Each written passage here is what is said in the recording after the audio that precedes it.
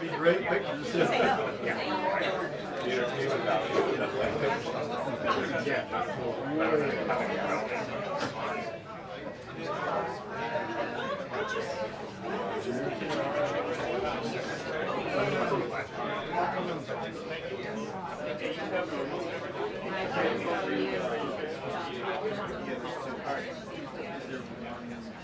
Both of them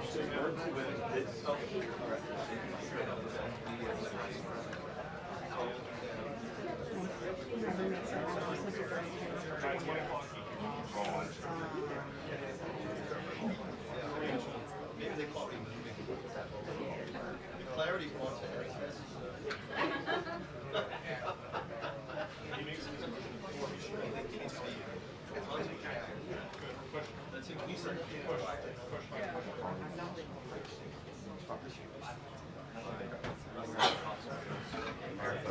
Of course. Oh yes, of course. Sorry. So we get in our spots and if people come, I'll just get up and move.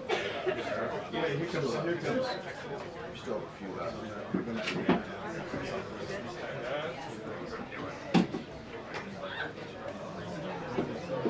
Hey, bro. Well, John, it is got to be the first conversation that you did love their last conversation.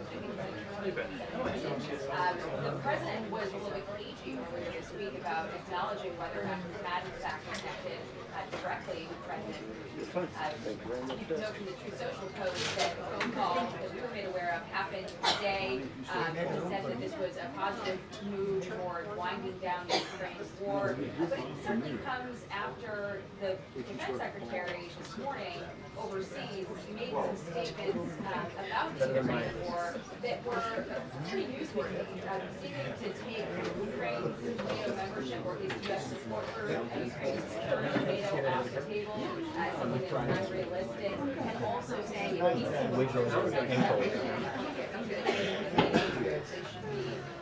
not related to NATO. The U.S. has supported Ukraine's future in NATO since the Bush administration. The president also supported that back in 2018 as part of the NATO Joint Declaration, although a few weeks back, you might remember, the president did make some comments that seemed sympathetic to Russia's position that having Ukrainian membership in NATO would be provocative to Moscow. He seemed to express agreement with that, but it wasn't clear at that point in time if that was an official reversal in longstanding U.S. policy.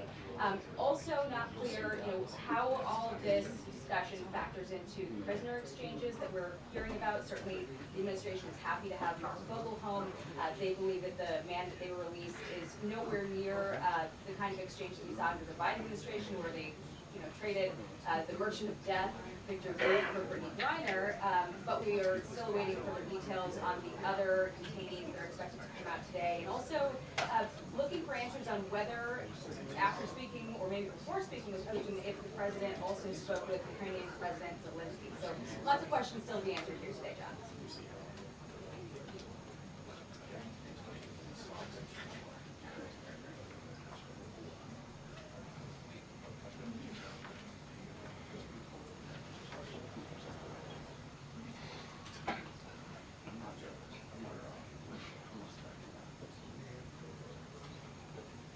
Okay, great.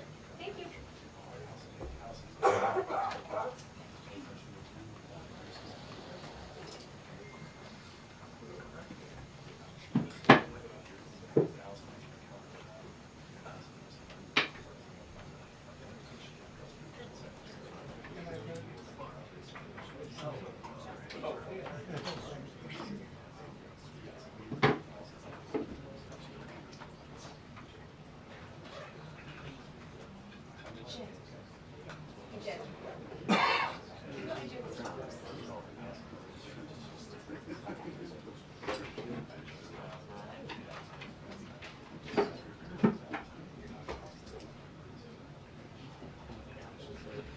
There's not really anywhere to put it. Well, yeah, still photographer right there. Okay. It would scoot up. Yeah. Behind the, over there. Thank you. Sorry, guys. Your left. Thank you.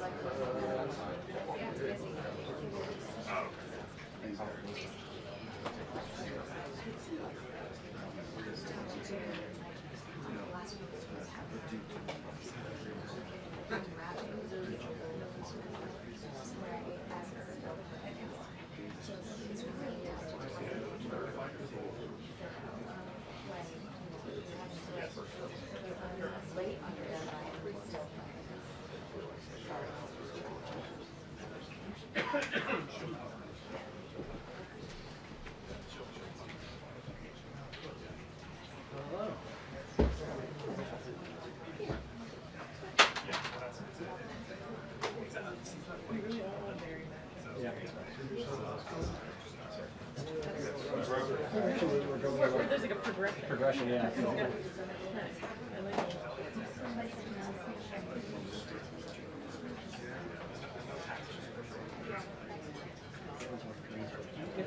That's the whole thing.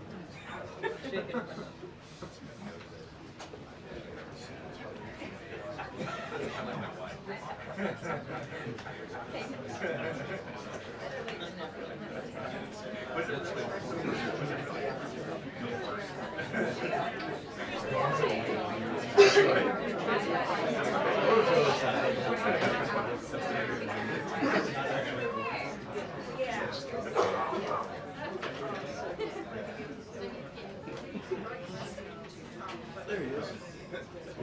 Hey, Caitlin. I just recall this.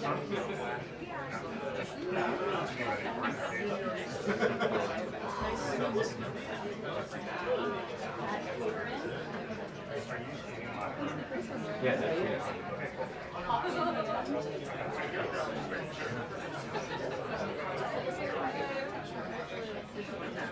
Not that you're like,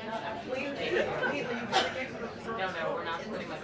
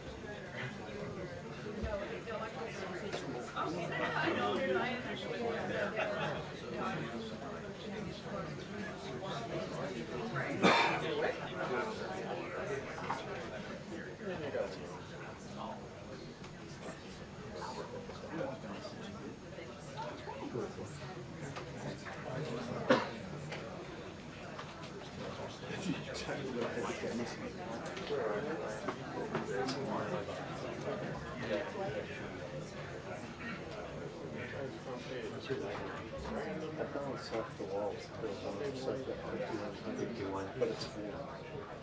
But that's not important.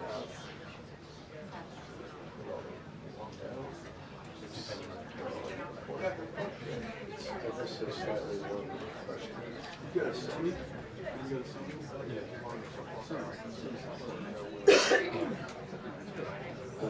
But we have 3 sensors. Yeah. So You only so the symmetry is different. I have a global seat. You don't have a global seat. it's better. But the thing is, this is the circuitry always introduces something different because it's balancing between. Absolutely. Absolutely. I always wondered why the flag is green and red.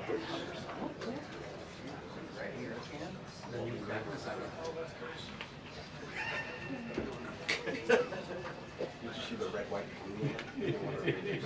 Chris, what are you here for?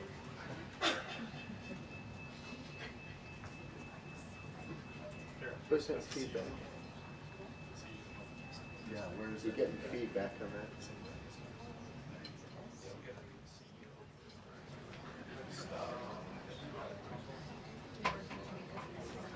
We're getting feedback.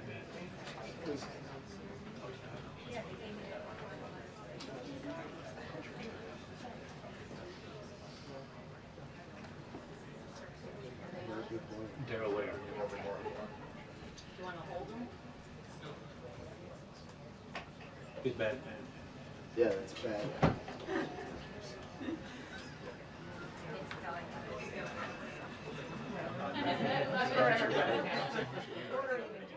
I love it.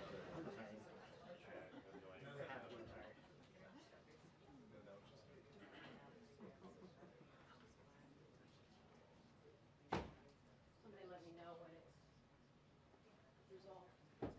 Audio check. Check, check. 1, 2. I think it's good. That's okay. You did Do it. you know what it was? There's just Well, I'm magically going back is what. wait. No, Just it's not start. again. Kelly, it just started again. Somebody's riding. Well, it's walking back there. Kelly, you doing the briefing today? Just trying to facilitate good sound. Guys, are you happy in the back? It's fine right now. Don't touch anything.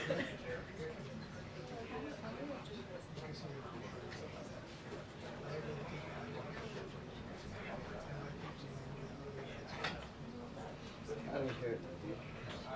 It's okay now. Go up there and speak in the phone. Not good? You don't want to hear what I got to say. I can't hear you, Jim. Okay, I can hold it in my lap, but I'm not gonna still talk. Go on. It's Are we okay. good? They're good? I think so. Yes. I'm not saying. Last call, Waka, is this, okay?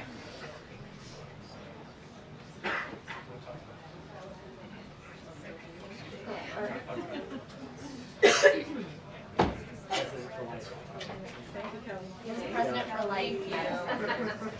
Just closest to the door.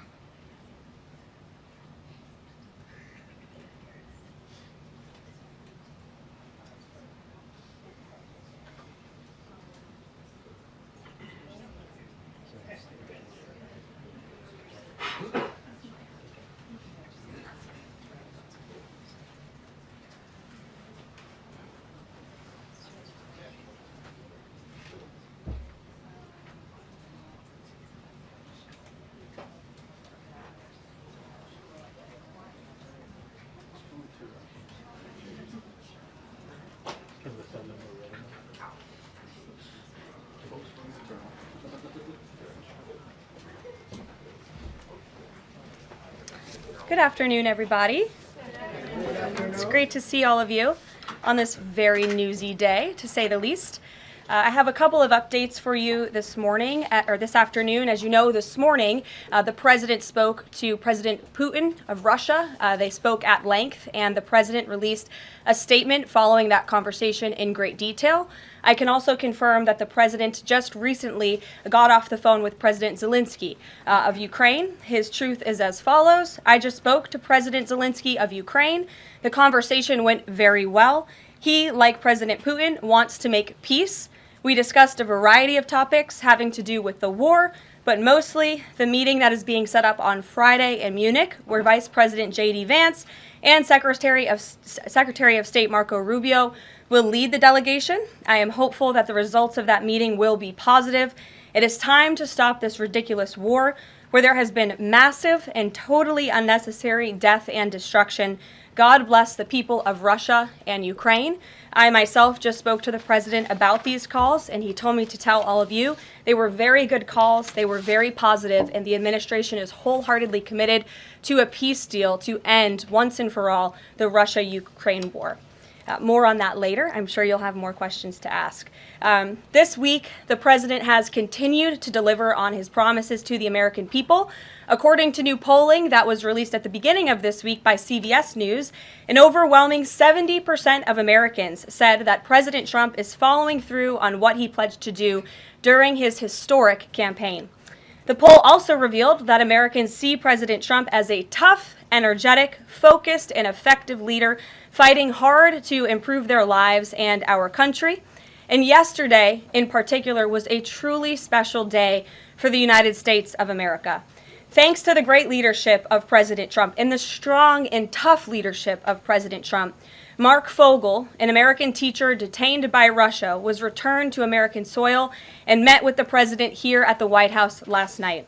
Special Envoy Steve Witkoff and the rest of President Trump's incredible national security team helped negotiate the exchange that secured Mark Fogel's release. This event shows a good faith effort from Russia, and it's a sign, as I just said, that we are moving in the right direction to end this brutal war. Malphine Fogel, Mark's 95-year-old mother, was understandably very worried that she would never see her son again after his arrest in 2021.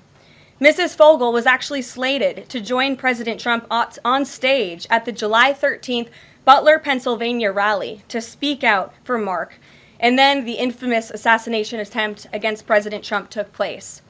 But that day, before the rally, President Trump promised Mark's mother that when he returned to the White House, he would bring her son home.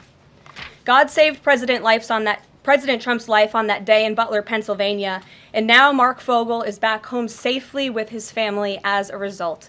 God is good. The president also continues to bring back common sense to our government. This week, he signed an EO to end the procurement and forced use of paper straws. Taxpayer dollars were wasted on these non-functional and massively unpopular products for no other reason than it made radical activists feel good about themselves. And on trade, President Trump continues to take bold action to protect America's critical steel and aluminum industries, much like he did in his first term. And the president signed proclamations to close existing loopholes and exemptions to restore a true 25% tariff on steel and elevate the tariff on aluminum to 25% as well. This administration believes these tariffs will protect our national security and put American workers first. And in the Oval Office yesterday with Elon Musk, President Trump took further action to make our federal government more efficient and effective. He signed an EO implementing the DOGE Workforce Optimization Initiative. Now agency heads will coordinate and consult with DOGE to significantly shrink the size of the federal workforce and limit hiring to essential positions only. The unaccountable bureaucracy will finally be reined in. On another important matter this morning, Senate Republicans continued to confirm President Trump's exceptionally qualified nominees, most recently Director of National Intelligence Tulsi Gabbard, who will be joining us later at the White House for her swearing-in ceremony.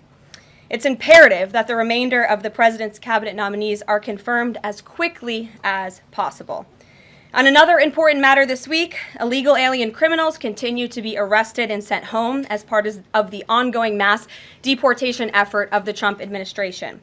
Just this week, 2 planes with 190 Venezuelan illegal aliens arrived in the Venezuelan capital from Fort Bliss, Texas. Here are some of the criminal illegal aliens who were arrested in the country this past week. ICE Atlanta arrested a citizen of Nigeria who had been convicted of money laundering.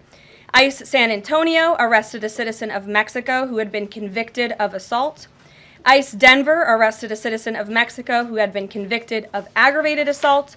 And ICE Houston arrested a citizen of Mexico who had been convicted of aggravated assault.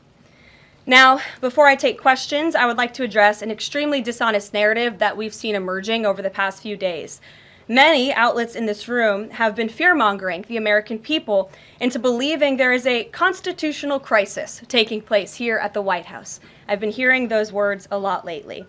But in fact, the real constitutional crisis is taking place within our judicial branch, where district court judges in liberal districts across the country are abusing their power to unilaterally block President Trump's basic executive authority. We believe these judges are acting as judicial activists rather than honest arbiters of the law. And they have issued at least 12 injunctions against this administration in the past 14 days, often without citing any evidence or grounds for their lawsuits. This is part of a larger concerted effort by Democrat activists and nothing more than the continuation of the weaponization of justice against President Trump. Quick news flash to these liberal judges who are supporting their obstructionist efforts: 77 million Americans voted to elect this president. And each injunction is an abuse of the rule of law and an attempt to thwart the will of the people. As the president clearly stated in the Oval Office yesterday, we will comply with the law in the courts, but we will also continue to seek every legal remedy to ultimately overturn these radical injunctions and ensure President Trump's policies can be enacted. So here in our new media seat today, we have Chris Pavlovsky, an entrepreneur who has a strong passion for protecting freedom of speech. Chris started the video sharing platform Rumble in 2013 with a mission of protecting a free and open internet from censorship by big tech and governments around the globe. The platform has always been a place for independent creators to share their authentic opinions, and they have always included President Trump, in contrast to the way he was censored by other platforms in years past. Since its founding, Rumble has grown exponentially, recently marking 67 million monthly active users. It's a lot of users. If you're watching right now and interested in sitting in this seat, you can apply, whitehouse.gov/newmedia. With that, I will take your questions. And Chris, why don't you kick us off on this very busy news day? Karoline, thank you very much to you and President Trump. It's an honor to be sitting here in the new media seat for the White House press briefing and to be able to demonstrate why freedom of expression is so important. Rumble was the victim of censorship at the hands of multiple foreign governments. It's clear there are still many countries who oppose free speech and even target American companies. Can you describe what the administration will do to protect U.S. interests and values worldwide?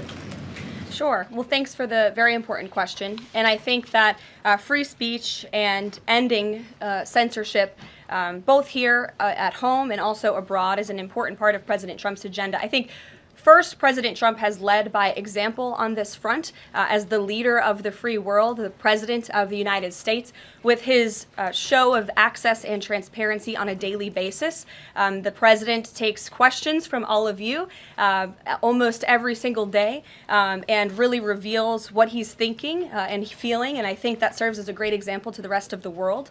As for tangible actions that the president has signed, he did sign an executive order, I believe on day one, certainly within the first week of this administration, to restore free speech and stop government-sponsored censorship here at home.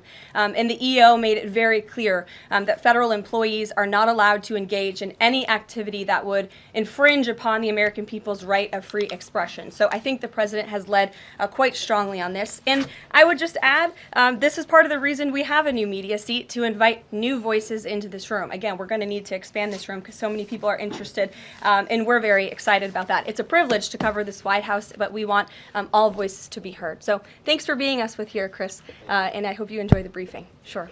Jordan. Thanks, Karoline.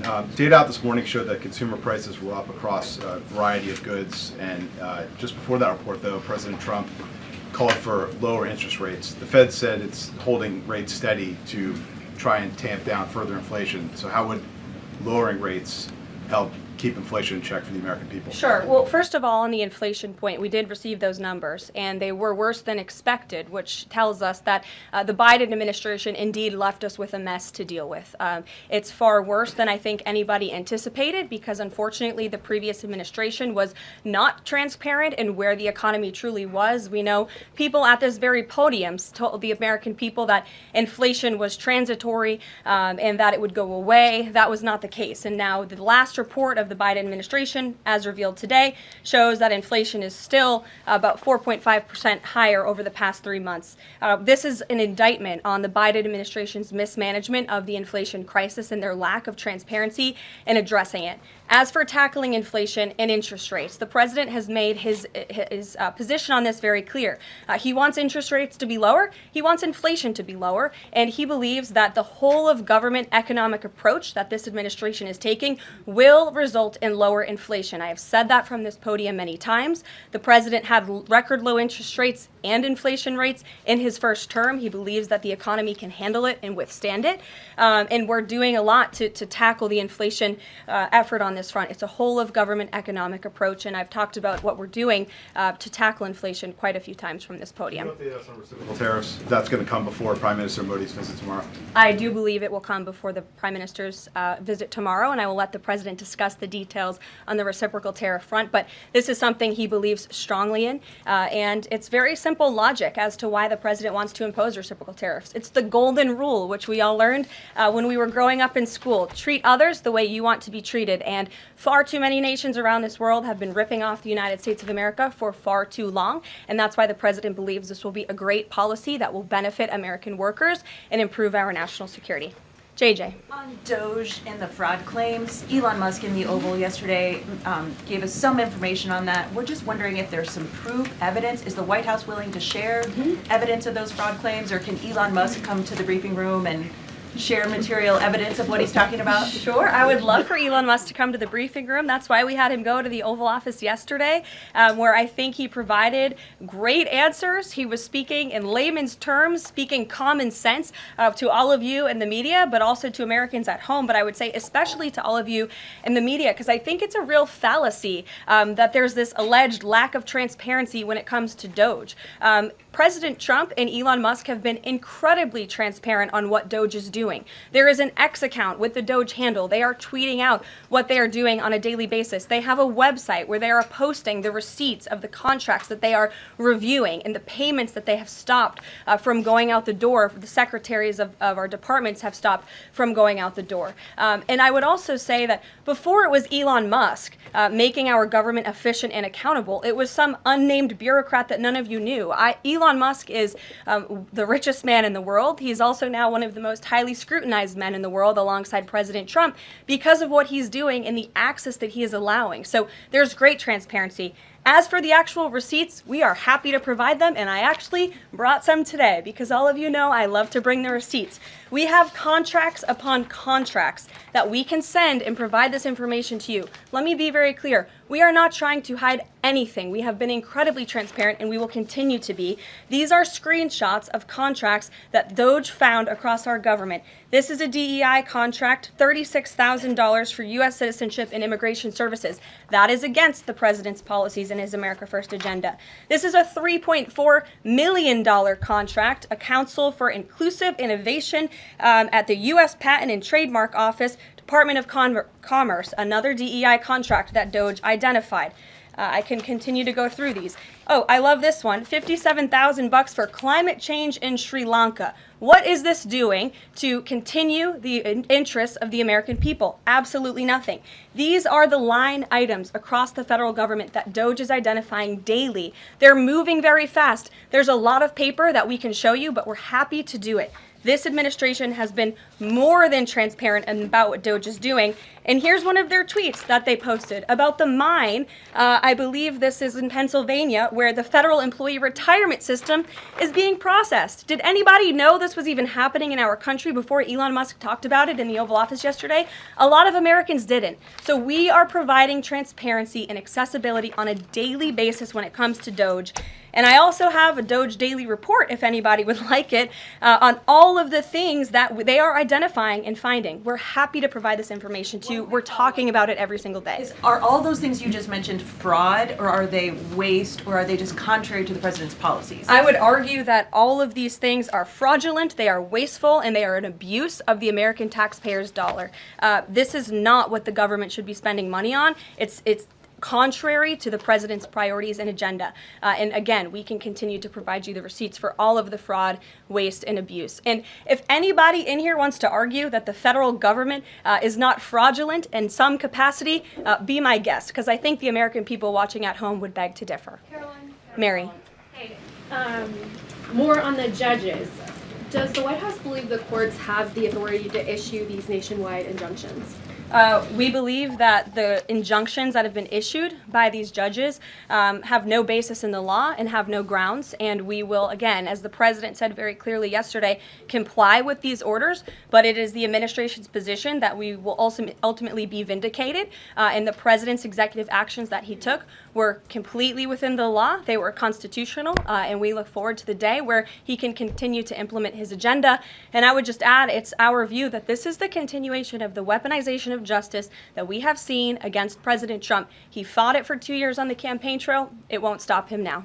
Brian. Yes.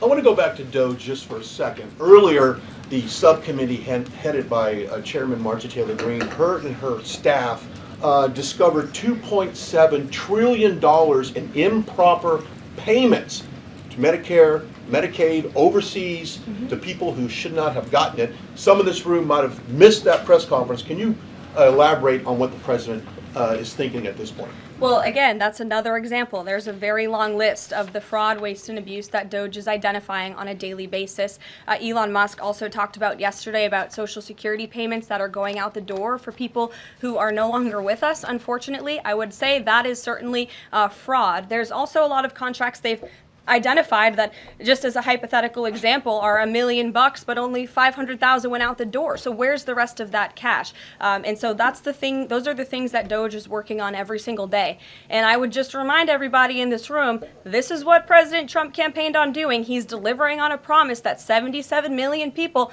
elected him to do. James. Thank you very much, Caroline. Two foreign policy questions, if I may. Sure.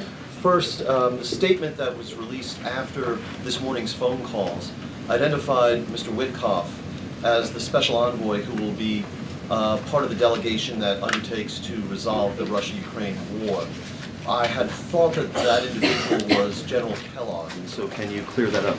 Sure, I'd be happy to. As you mentioned, the president, in his truth, following the phone call with Vladimir Putin, said that he has asked Secretary of State Rubio, the director of the CIA, John Ratcliffe, our national security advisor here at the White House, Michael Watts, and Steve Witkoff to lead the negotiations. As for General Keith Kellogg, he remains a critical part of this team in this effort. He's played a tremendous role in getting the negotiations to this point, and he's very much still part of the Trump administration. The other subject is Iran. I took note of President Trump's comments in his Super Bowl interview with our colleague Brett Baer to the effect that he wants to do a deal with Iran. However, that interview appeared after the supreme leader of Iran, the Ayatollah Ali Khamenei, had already ruled out any additional negotiations with the United States. So kind of a two-part question. A, what gives the president any confidence that Iran will come to the table? And B, more fundamentally, why is the president interested in doing a deal with Iran instead of doing everything he can, perhaps short of U.S. military intervention, to try and hasten the end of what many of his own supporters regard as an evil regime? Well, the president has made it very clear that he will never allow Iran to have nuclear capabilities. That is a red line that he has drawn, and he will not allow that to happen. But you asked why President Trump wants to make a deal. I would remind you, he's the master of the art of the deal. He is America's deal maker in chief. He leads from a position of securing peace through strength. And I think time and time again already, in just 4 weeks, We have seen the president being able to negotiate successful deals with our partners, our adversaries all around this world. The release of Mark Fogel just last night is something that I think speaks to the president's deal-making ability. This is something that the Biden administration allegedly tried to do for 3.5 years. I think you all should go back and ask some of those Biden administration officials what they even tried to do and why weren't they successful, because for 3.5 years Mark Fogel sat in a Russian prison and it took President Trump 3 weeks to get him back on American soil. There's nobody better at making deals than Donald Trump. Phil Wegman. Thank you. 2 foreign policy questions. Ukrainian President Zelensky has said after the war that he wants NATO membership or nuclear weapons. We heard Defense Secretary Hegseth say that NATO membership was unrealistic. What's the president's view on the other option, on a nuclear Ukraine?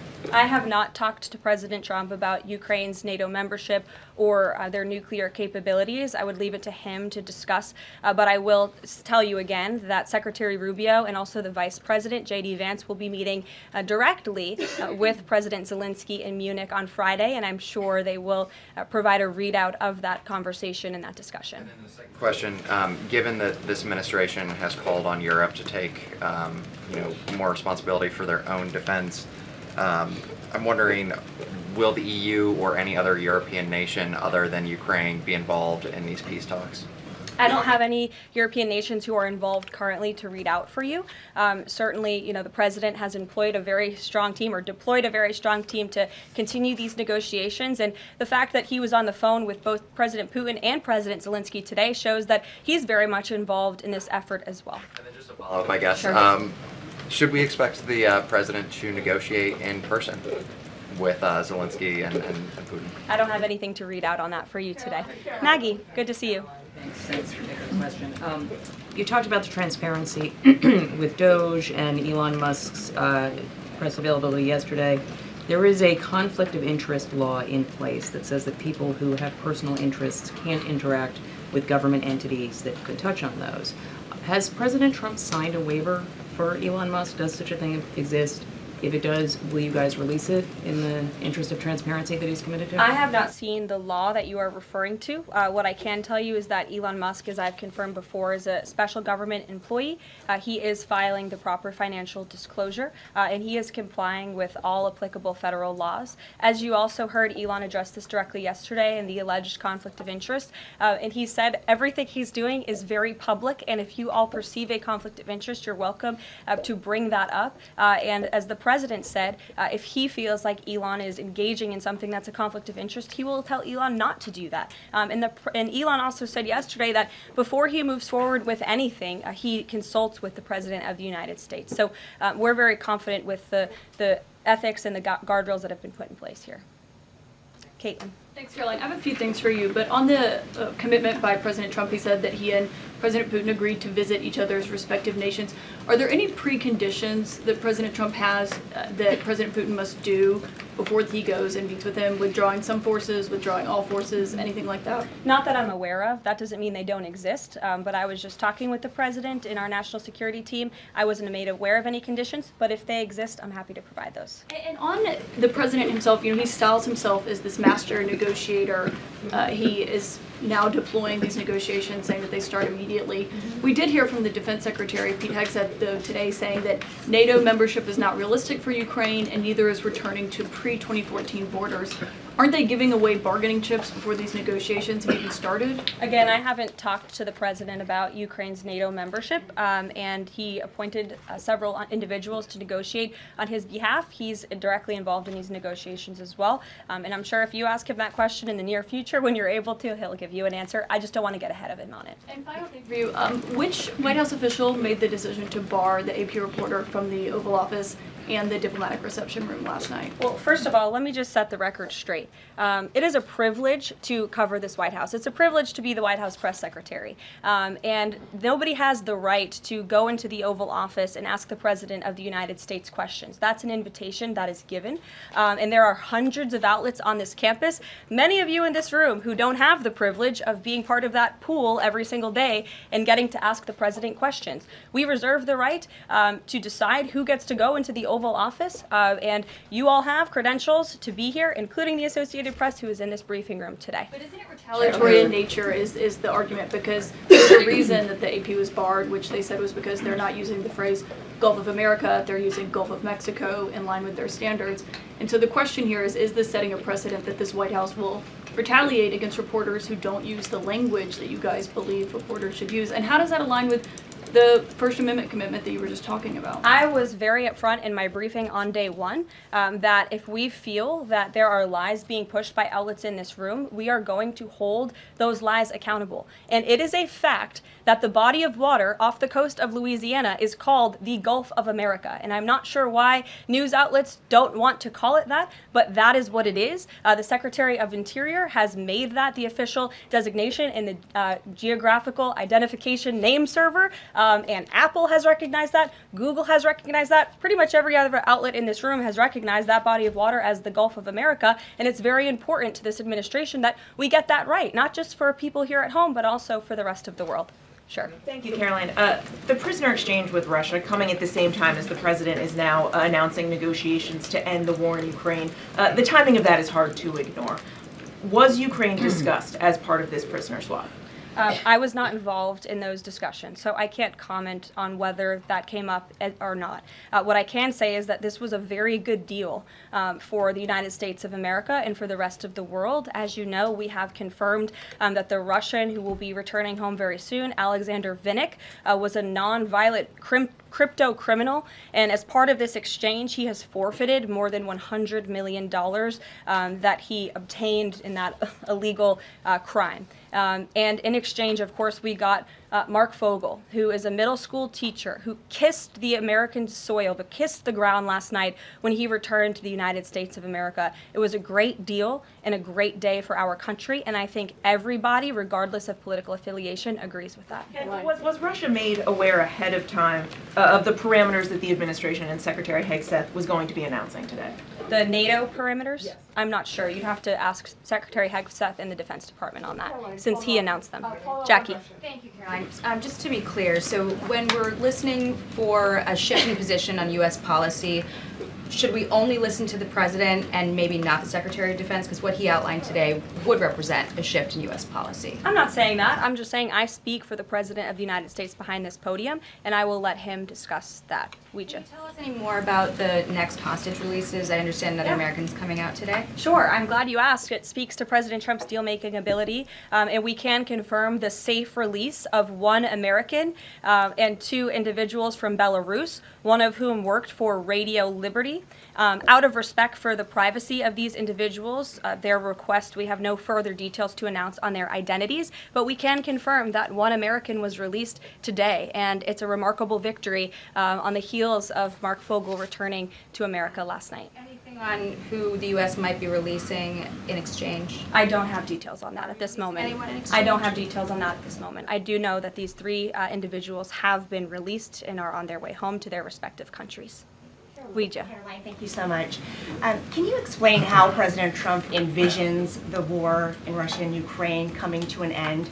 Does he expect Ukraine to hand over all the territory in question? Again, these negotiations are ongoing. I will allow the president to divulge any red lines that he may set, but I think as deals in the past have come to fruition, the president has proven one of the things that makes him a very effective negotiator is not revealing what he's anticipating from both sides, but he is at the forefront of these negotiations in addition to the very qualified individuals who he's tasked with speaking to both President Putin and President Zelensky. And speaking of deals, a meeting with the President of the United States offers any foreign leader credibility. Was it part of the prisoner swap with Fogel that President Trump agreed to meet with Putin? Again, I was already asked this question. I said I was not made aware of that, but we can certainly get you an answer on that. I'll check in with the NSC. Sure, Monica. Thanks, Caroline. It's clear that this administration is dedicated to both truth and transparency. We know that with DOGE, but we also know that because this administration recently announced it's going to declassify the assassinations of Martin Luther King Jr., JFK, and RFK. I'm wondering, is it likely that we're going to see more information regarding the assassination attempts on the president's life while he was on the campaign trail? In regards to the assassination of the individuals you mentioned, President Trump signed that executive order directing the respective agencies to do it. I know that that process continues and is ongoing. He's committed to transparency in the declassification of these very important files that I think many Americans are not only interested in learning about, but also have the right to know about. As for the two heinous assassination attempts on the president's life, he's spoken to this publicly. I've spoken to him about it privately, and as he said publicly to all of you, he feels he has a right to know about further information about the individuals who tried to kill him, tried to take his life. And so, if and when we get that information, I'll leave it up to the president to decide whether or not he would like to reveal it. But I believe in the effort of transparency that we've seen consistently from this president, he certainly will. Daniel. Thanks, Caroline. I wanted to ask you about the $59 million that FEMA sent to New York City migrant hotels. Secretary Kristi Noem just put out a statement saying that she's clawed back the full payment that FEMA activists unilaterally gave to NYC migrant hotels. She wrote, "Mark my words, there will not be a single penny spent that goes against the interest and safety of the American people." What does the response of the Trump administration send to any federal bureaucrats that are thinking about obstructing the president's agenda? They will be held accountable. The president is signing executive orders daily, and he expects all officials across the administration, regardless if they are a political appointee or if they are a career bureaucrat, to adhere to the will of the American people and the 77 million Americans who re-elected President Trump. He is here for a reason, and he is focused every day on implementing his administration's goals and sending $59 million to a migrant hotel to house illegal immigrants when there are still people in North Carolina and California who have not received FEMA funding is not something that this administration is going to tolerate. Deanna. Thank you so much, Caroline. One on New York and one on Russia, please. On New York City Comptroller Brad Lander is accusing DOGE of clawing back $80 million that was intended for New York City FEMA funding. Wondering if you've heard about that figure, if that figure is accurate, and why that money was taken back. I have not heard about that figure. DOGE is moving very quickly, but I can get the receipts and gladly send them to you. I know that story is likely of great interest to the New York Post. John. Russia, please. Sure. Is President Trump waiting for a kind of signal or an action from Putin to go to Russia? And would he be willing to go to Ukraine in the future? I don't have any decisions to make on the president's potential visit to Russia or any in-person meeting at this time. John. Caroline, two questions, one on foreign policy, one on domestic policy. Following up on the president's call that he had with President Putin, does the president view Russia, does he view President Putin as an ally, as a partner, as a competitor, or as an adversary? I believe this nation views Putin and Russia as a great competitor in the region, at times an adversary, but as the president has said as well, he enjoys having good diplomatic relationships with leaders around the world, finding that common ground, also calling them out when they are wrong, and leading from a position of peace through strength. That's the president's greatest strength, and we've seen that again, time and time again. And then as you pointed out in your statement regarding the confirmation of Tulsi Gabbard, there was one Republican who voted against the nomination of Tulsi Gabbard. It was Senator Mitch McConnell. Similarly, how does the administration view Senator McConnell? Can he be a partner in the president's legislative agenda? Are you disappointed that he voted against not only Tulsi Gabbard, but also Pete Hegseth to be the defense secretary? I think we're greatly disappointed in any Republican who chooses willfully to vote against the president's exceptionally qualified cabinet nominees and picks to lead his America First administration. Not a single Democrat swayed from voting against President Biden's nominees, and we know how many of them turned out. They turned out to be atrocious at their jobs, leaving America much worse than they were when they took the oath of office. And so I've said it repeatedly from this podium. I addressed it at the beginning of my remarks. We expect all Republicans to vote, to stay tough and strong, vote for President Trump's nominees so we can get to work and continue to work very hard to implement this president's agenda. Sure. Thank you. Thank you, Caroline. On South Korea is currently in a chaotic situation. How does the President Trump react to the current chaotic situation in South Korea? Secondly, if South Korea needs help from the United States, what role do you think the U.S. will play? Sure. I haven't spoken to the president about the ongoing situation in South Korea. I would defer you to his previous statements. And I can also see if I can get you something new from the National Security Council, who I'm very confident the officials that are focused on South Korea are on this. I just haven't spoken to them about it, but I'm happy to provide that for you. Yes. Thank you, Caroline. Does Elon Musk have power of the presidency? Absolutely not. Right. I asked that question. I asked that question because, the Democrats have been hurling insults at Elon Musk, hurling attacks, calling him President Musk. Most recently, Jamie Raskin, the congressman, took it a step further, calling for Musk's impeachment, saying that he somehow usurped the power of the presidency. What's your response? It's utterly ridiculous. Elon Musk addressed this in the Oval Office yesterday. The president addressed it as well. Elon Musk is serving at the pleasure of the president, just like everybody else on this team. He takes directives directly from the president of the United States. And I think some of the comments that you referred to are nothing more than a failed attempt from the media and from Democrats to try to sow division in this White House. We saw them do it in the first term. We're not going to let them do it in the second term. This is a unified team who is working at the pleasure of the president to do what's right for the American people. I have one more quick housekeeping note before I leave you all today. The president wanted me to share with all of you that he had a wonderful meeting with King Abdullah of Jordan yesterday.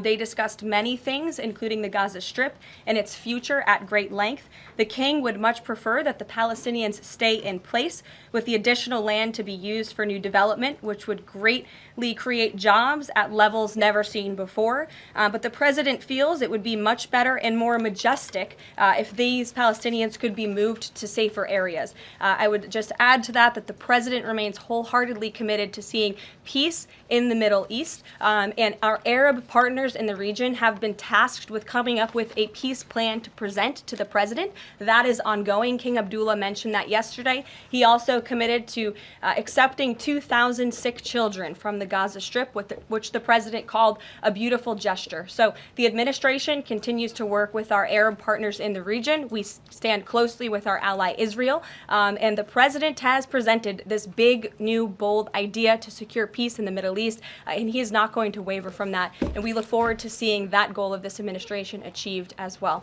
Thank you very much, everybody, and we'll see you very soon. Have a great day. Thank you.